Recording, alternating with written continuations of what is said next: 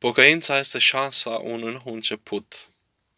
Indiferent ce ai făcut, indiferent de păcatul comis, de situația prin care ai trecut și ceea ce s-a întâmplat cu tine.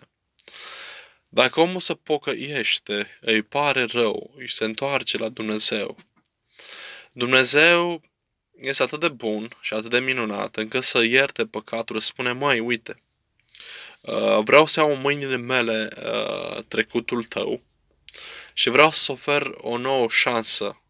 Trecutul tău nu-ți mai aparține ție, e în mâinile mele.